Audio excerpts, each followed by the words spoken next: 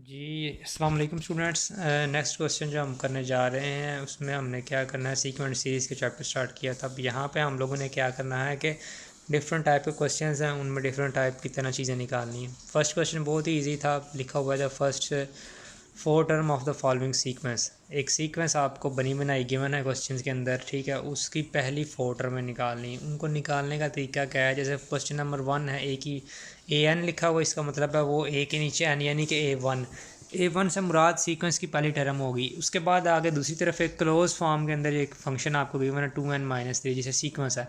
अब आपने करना क्या है, जहाँ जहाँ n है वहाँ वहाँ अपने 1 पुट करना है। फर्स्ट टर्म में अपना सोल्यूशन के अंदर देखेंगे, पहले जब पुट n1 किया है तो एक ही जगह 1 आया, तो 2 × 1 पहली टर्म -1 आ गई। फिर इसी तरह पुट n = 2, a2 = 2 × 2 -3, इस तरह फिर दूसरी टर्म। थर्ड के लिए आपने 3 पुट कर लिया तो आगे ऐसे ही a3 निकल आई। 4 के लिए आपने 4 पुट किया, n4 सॉरी, तो a की 4 बनी, तो वो भी टर्म आ गई। अब आपने लिखा है कि हैंस -1 1 3 5 जो कि आपकी निकली हैं are the first 4 term of the sequence. ऐसे ही क्वेश्चन नंबर सेकंड के लिए an = ब्रैकेट के अंदर -1 की पावर n है, n का होल स्क्वायर है। अब आपने वही काम करना है कि जहाँ जहाँ पे n आपके पास होगा वहाँ वहाँ पे एक दफ़ा आपने 1, फिर 2, फिर 3 और फिर 4 पुट करना है। जब आप बारी बारी पुट करेंगे तो आपके पास वो सीक्वेंस के नंबर्स आते जाएंगे, ठीक है। तो आपने लिख देना कि हैंस -1 4 -9 और 16 are the first 4 term of the sequence. इसी तरह से जितने इसके बाकी क्वेश्चन लेफ़्ट है आप लोग इसको सॉल्व करके देखें, कोई मुश्किल चीज़ नहीं है, बिल्कुल सेम है। क्वेश्चन नंबर 7 के अंदर इसमें थोड़ी सी जो डिफरेंट चीज़ की हुई, उसमें क्या किया कि अब an-1 यानी कि आगे आपके पास क्या था कि आपके पास जो टर्म गिवन थी उसमें आपके पास सिंपल an गिवन था और साथ इक्वल टू दूसरा एक फंक्शन गिवन था। आपने किया क्या था, उस फंक्शन के अंदर से डायरेक्ट आपने n1 पुट किया तो आपके पास एक वैल्यू आ जाती थी।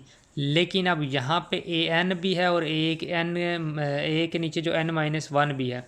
अब a1 उसने ऑलरेडी हमें 2 दिया है। अब यहाँ पे a1 की टर्म पहले ही आपके पास मौजूद है, आपने करना क्या है, n2 पुट करना स्टार्ट करना है। क्योंकि अगर आप n1 पुट करेंगे तो a ज़ीरो हो जाएगा पहली टर्म के अंदर, जहाँ पे n-1 है, तो ये तो पॉसिबल नहीं है। a1 उसने पहले निकाली, तो आपने n2 पुट करना स्टार्ट करना है। जब आप 2 पुट करना स्टार्ट करोगे तो आपके पास a2 -a1 बनेगा। जो a1 की वैल्यू बनेगी आपने उसको उठा के दूसरी तरफ लेके जाना है तो वो पॉजिटिव हो जाएगी। इस तरह से आपके पास a2, उसी तरह फिर अगली टर्म में जब आप n3 पुट करेंगे तो a2 की वैल्यू उस तरफ जाएगी। इसी तरह जब आप n4 की तरफ जाएंगे तो दूसरी तरफ हमारे पास जो वैल्यू है a3 की जाएगी। इस तरह से आपके पास सीक्वेंस की 4 टर्में बन जाएंगी। उसके बाद क्वेश्चन नंबर 8 भी उसी प्रोसेस के साथ है। आपके पास दूसरी तरफ n-1 है, जब आप पुट करेंगे तो a की 1 आएगी। ये इजी है, पीछे वाला क्वेश्चन थोड़ा सा मुश्किल चीज़ों में अल्फाज में लिखा हुआ था, इसमें तो डायरेक्ट दूसरी तरफ ही चीज़ बनती जाएगी। जैसे ही आप एक वैल्यू निकालोगे फिर a2 की उठा के अगले में 3 वैल्यू निकालने के लिए पुट कर लोगे, फिर 3 जब निकल आएगी 2 निकल आएगी सॉरी, फिर वो 3 निकल आएगी, फिर वो उठा के तो 4 में पुट करेंगे तो 4 वाली निकल आएगी। इसी तरह से ये सारे क्वेश्चन सेम है, उनमें कोई डिफरेंट नहीं है, ठीक है। क्वेश्चन नंबर 10 के अंदर भी आपके पास ये चीज़ गिवन है, तो आपने इसको क्या करना है कि इसको सॉल्व करना स्टार्ट कर देना है। जहाँ पे 1 है वहाँ पे 1 पुट करते जाएंगे, आंसर आपके अंदर डी की फॉर्म में आता जाएगा। क्योंकि इसमें डी इन्वॉल्व हो रहा है तो ज़ाहिर है डी तो आपके पास है को नहीं। वैसे ये डी डिफरेंस होता है, दो सीक्वेंस के दरम्यान जो डिफरेंस होता है उसको डी कहा जाता है, ठीक है, कॉमन डिफरेंस। अब क्योंकि यहाँ पे तो हमारे पास वो सिंपल है कि हमने सीक्वेंस ही बनानी है पहली 4 टर्म्स की, तो आपने n की जगह पे सिर्फ 1 पुट करना है। अब आप लोगों ने इन क्वेश्चंस को एक दफ़ा प्रैक्टिस करके देख लेना है, फिर इंशाल्लाह इससे रिलेटेड हम लोग नेक्स्ट क्वेश्चन की प्रैक्टिस करेंगे।